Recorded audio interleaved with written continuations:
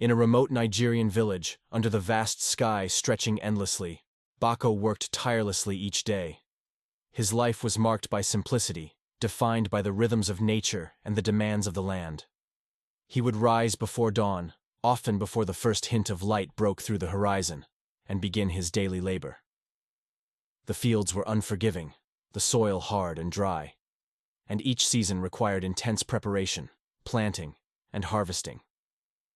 Bako's muscles bore the evidence of his hard work, each fiber shaped by years of commitment to the earth that both sustained and challenged him.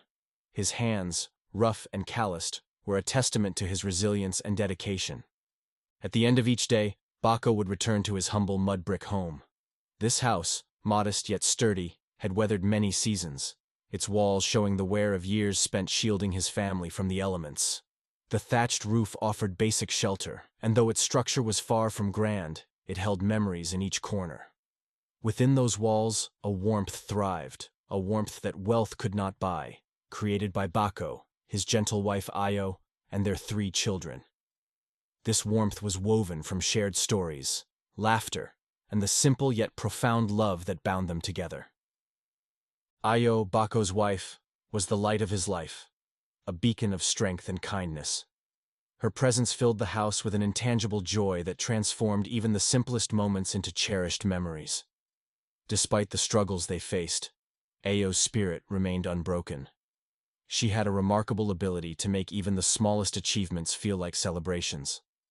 When food was scarce, she would still create meals that brought comfort and satisfaction to the table, her laughter filling the room as she teased her children or exchanged loving glances with Bako. She could make their children laugh with ease, and her gentle singing often drifted through the house, a soothing presence that reminded them all of the beauty in their simple lives. The children, too, were a source of boundless joy. Their innocence and hope were like bright stars illuminating even the darkest of days. Each child had a unique spark that brought meaning and purpose to Bako's life. Their laughter was untainted by the hardships of the world, their dreams unburdened by the realities of poverty. Though their clothes were worn and patched, they never seemed to mind. They found happiness in small things, in games made from sticks and stones, in stories told by the fire, in moments spent under the open sky. Their love for one another was genuine and unbreakable, a bond that had been strengthened through shared hardship and mutual reliance.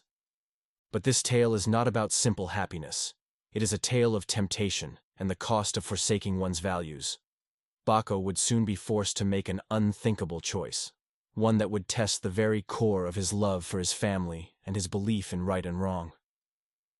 In his pursuit of a better life for those he loved most, he would be drawn into a dark and twisted path, where the price of wealth would be paid in blood.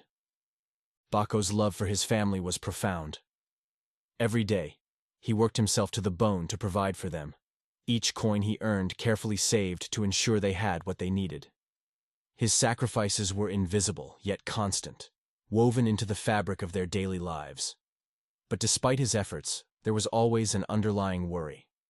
He wished he could give his family more than just the basics. He longed to see Ayo in a dress as fine as any in the village, to give his children a chance at a life beyond the fields, to finally be able to rest without the weight of their survival pressing upon him.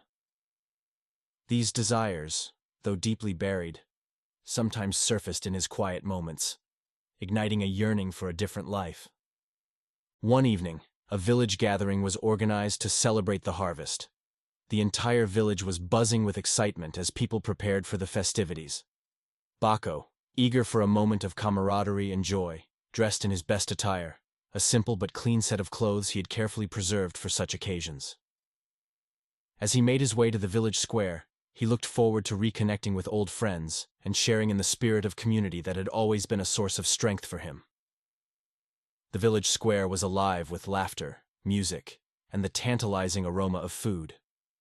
Fires burned brightly, casting a warm glow over the scene, and children ran around, their laughter mingling with the rhythm of drums and the hum of conversations. But as Bako approached his old friends, he noticed something he hadn't paid attention to before. Their fine clothes, their jewelry gleaming in the firelight, the way they carried themselves with an air of wealth and privilege. He glanced down at his own clothes, realizing with a pang that they were threadbare in comparison. For the first time, he felt a pang of insecurity, a sense that he did not belong. When he greeted his friends, their responses were cold, their eyes filled with something he could not quite place. A judgment, perhaps, or a subtle disdain.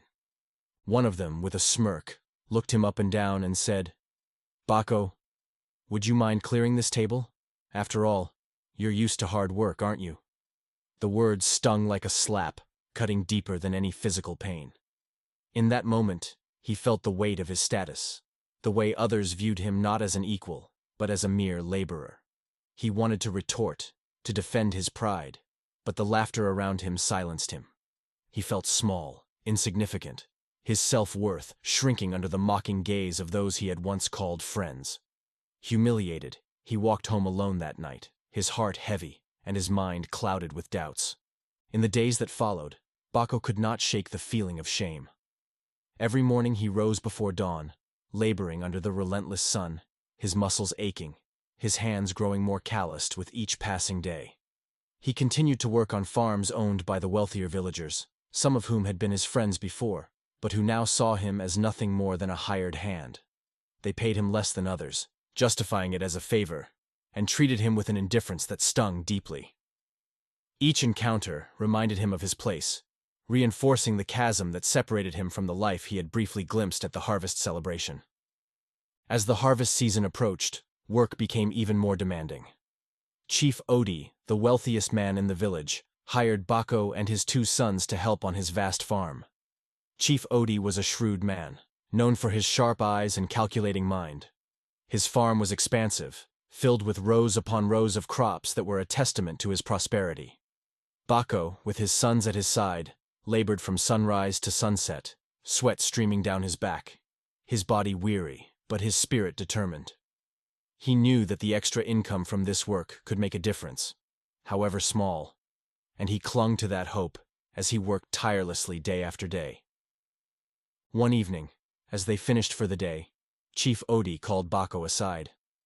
There was something in his tone, a persuasive quality that made Bako uneasy but also intrigued. Chief Odi leaned in, his voice low, and spoke of a hidden treasure on his land. A treasure that had been buried by his ancestors, waiting to be unearthed by someone worthy. "This treasure could change your life," Chief Odi whispered, his words lingering in the air like a tantalizing promise. "It could lift you and your family out of poverty forever. All I ask is that you keep it a secret." Bako felt his heart race as the words sank in. The thought of providing a better life for his family, of lifting them out of the relentless cycle of poverty, filled him with a sense of longing he had never felt so intensely before. He imagined his children in new clothes, his wife smiling without the worry that so often lined her face, himself walking proudly among the villagers, free from their pity and scorn. But as the days passed, he found himself torn. The offer was tempting, almost too good to be true, yet it came with a cost. Accepting the treasure meant betraying his values, his honesty, his integrity. It meant stepping into a world of secrecy and deception, a world that clashed with everything he believed in. Night after night, Bako lay awake, his mind a battleground of conflicting desires. He could hear the voices of his children, the laughter of his wife, and he wondered if wealth was worth compromising everything he held dear. But he also pictured a life without the shame of poverty, a life where he was respected, where his family was secure. In the end, he convinced himself that this was his one chance, his one opportunity to change their fate. With a heavy heart and a mind clouded by desire, he accepted Chief Odi's offer, sealing his fate in a decision that would alter the course of his life. In the weeks that followed, Bako's life transformed in ways he had never imagined. Their small home was no longer bare and empty. It was now filled with comforts they had only dreamed of. New clothes adorned their backs, warm meals graced their table, and their lives were no longer marked by the constant worry of survival. The villagers noticed the change, their curiosity piqued by Bako's sudden fortune. His former friends, once dismissive, now hovered around him, their eyes filled with a mixture of envy and suspicion. They greeted him with smiles, but there was an insincerity in their warmth, a subtle mistrust that hinted at their unease with his newfound wealth. At first, Bako ignored these looks, immersing himself in the pleasures that his wealth brought. But as time passed, a growing unease crept into his heart. He had achieved the life he had longed for, yet something felt wrong. The respect he had desired came tainted, the joy he had envisioned clouded by a shadow he could not ignore. Then, one evening, Chief Odi visited him again. This time, his demeanor was dark, foreboding, his eyes glinting with a chilling intensity. "Bako," he said, his voice low and cold. "True riches come with a price." Bako felt a chill run down his spine as he looked into Chief Odi's eyes, which now seemed to burn with a dark, unspoken knowledge. The ominous tone of Chief Odi's words weighed heavily on him, each syllable echoing in the recesses of his mind. True riches come with a price. Those words hung in the air like a lingering fog, dense and inescapable, filling the small room with an oppressive silence. He shifted uncomfortably, his heart racing as he waited for Chief Odi to elaborate. Slowly, in a voice that was barely above a whisper, Chief Odi began to explain the curse that accompanied the treasure Bako had taken. This was no ordinary wealth, he said, and it was bound by an ancient covenant, a pact made by Odi's ancestors to secure prosperity. The treasure, though hidden for generations, was never meant to be used freely. It came with strings attached, dark, unyielding strings that bound anyone who took from it. To ensure its power and secure the fortune it provided, a sacrifice was required. And not just any sacrifice. It had to be the blood of one who was dear to the heart of the one who possessed it. Bako's heart seized as he realized the magnitude of what Odi was implying. The price of his fortune was not measured in gold or silver, but in the life of one he loved most. Chief Odi leaned closer, his voice low and piercing, and delivered the final blow. The one who must be sacrificed was Bako's only daughter. She was to be the offering to the dark forces that governed the treasure, a life given to ensure that Bako's wealth would remain intact, that his family would never again taste the bitterness of poverty. Odi's words were as cold as death itself, and Bako felt his world crumble as he grasped their meaning. A wave of horror washed over Bako. His daughter was the light of his life, a child who embodied innocence and love, who brought laughter and warmth into their home. She was gentle and kind, her spirit as pure as the morning sun. The mere thought of losing her was unbearable. The notion of taking her life was unthinkable.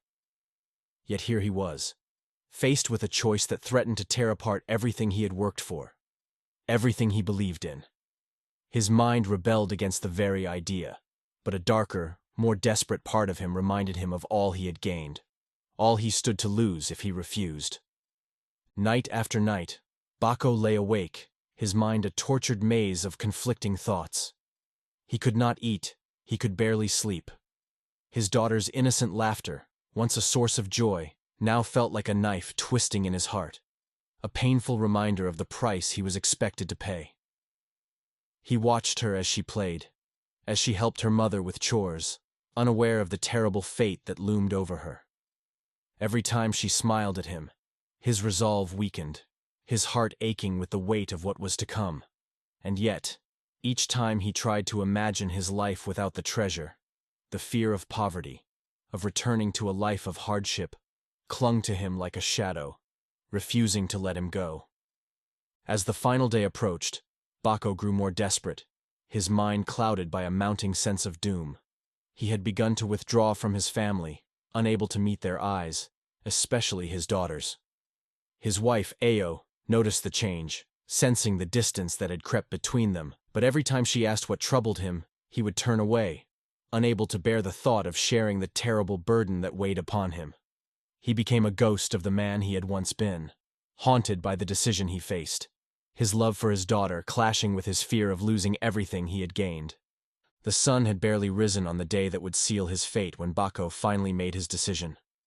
His heart was heavy, his steps slow and faltering as he prepared himself for the unthinkable. Early that morning, he took his daughter's hand, her small fingers warm and trusting in his, and led her toward the forest. She walked beside him, her eyes bright with curiosity, her mind innocent of the dark thoughts that plagued her father. With each step, doubt gnawed at Bako, the weight of his decision growing nearly unbearable. Yet he pushed forward, driven by the fear of returning to the life he had left behind, a life of scorn and hardship. They walked in silence, the forest enveloping them in shadows and silence, broken only by the occasional rustle of leaves underfoot. Bako's heart pounded with each step, his mind a chaotic storm of grief and desperation. He tried to steel himself, to prepare for the moment when he would have to carry out the deed. But his heart rebelled, each beat filled with a pain so intense it left him gasping. His daughter looked up at him, her innocent gaze filled with love and trust, and he felt his resolve waver, the enormity of what he was about to do crashing over him like a tidal wave. Then, just as he thought he could go no further, a sound broke through the silence. A voice, calling his name. Bako turned, his heart pounding, and saw Ayo standing there, her face pale and filled with fear. Behind her stood several villagers who had been watching him closely, sensing the darkness that had settled over him in recent weeks. Ayo had sensed something was terribly wrong, and when she saw her daughter's frightened face, she understood the horror of what Bako was about to do.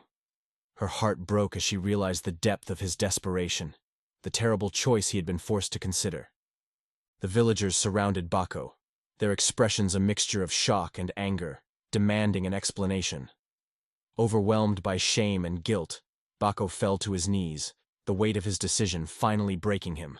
He could not bear to look at his daughter, his wife, or the villagers who had once respected him. With a trembling voice, he confessed everything: the deal with Chief Odi, the treasure, and the terrible price he was expected to pay. His words tumbled out in a torrent of regret and sorrow, each confession tearing him apart as he laid bare the darkness that had consumed him. A heavy silence fell over the group as Bako finished speaking, his confession leaving them all stunned.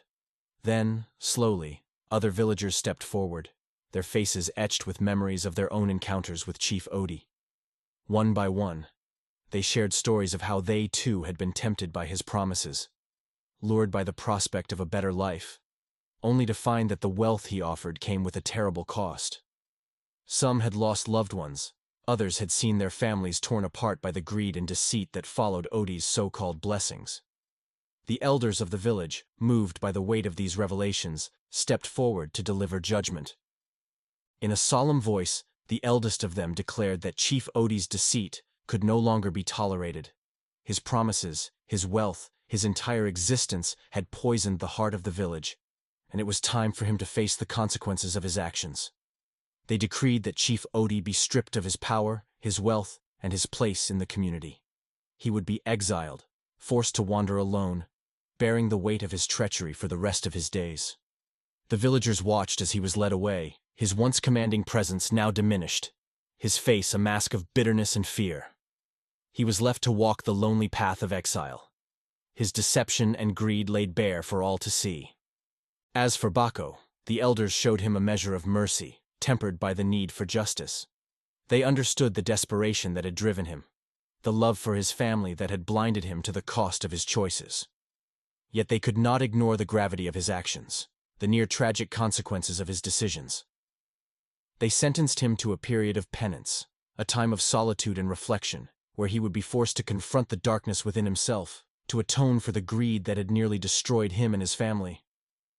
Bako accepted his punishment with humility, understanding that this was a necessary step on his journey toward redemption. During his time in solitude, Bako spent many hours reflecting on his choices, on the greed that had nearly cost him everything he held dear. The memory of his daughter's frightened face, of Ayo's heartbreak, haunted him, reminding him of the depth of his mistakes. He came to realize that the true treasures in life were not measured in gold or possessions, but in the love and unity of family, the bonds that had sustained him through years of hardship. He understood now that he had been blinded by the allure of wealth, by the desire for respect and status, and that he had nearly lost everything of real value in the pursuit of something that was never truly his. When Bako returned to his village after his period of penance, he was a changed man. His face, once hardened by pride and fear, was now softened by humility and gratitude. As he approached his home, his family welcomed him with open arms, forgiving him for his mistakes, understanding the journey he had endured. He embraced them, feeling the warmth of their love, a warmth that filled the emptiness left by the treasures he had forsaken. Humbled and grateful, Bako vowed to rebuild his life with honesty and integrity, to be a better husband, a better father, and a stronger member of his community. In his heart, he now knew that real wealth lay not in material riches, but in the love and unity of his family. The respect he sought was found, not in the eyes of others, but in the peace that came from living with integrity. And as he settled into his simple life once more, he was content, his soul enriched by the lessons he had learned, lessons that would guide him and his family for the rest of their days. As Bako's story reminds us, African folklore holds deep wisdom. True wealth lies in family, honor, and the strength of community. These tales, passed down through generations, celebrate resilience and the courage to choose what is right over what is easy. Here on the Queen of African Myths, we keep these ancient stories alive, sharing the values that have shaped and sustained our people. If Bako's journey touched your heart, let your voice join with ours. In African tradition, every listener is part of the tale, helping it live on. By liking, commenting, and sharing, you help these stories reach farther, just as our ancestors once gathered to share in the magic. So, let's honor these tales, fuel their journey, and pass on the wisdom of our ancestors. Like, comment, and subscribe, and together, we'll continue the tradition of keeping African myths alive.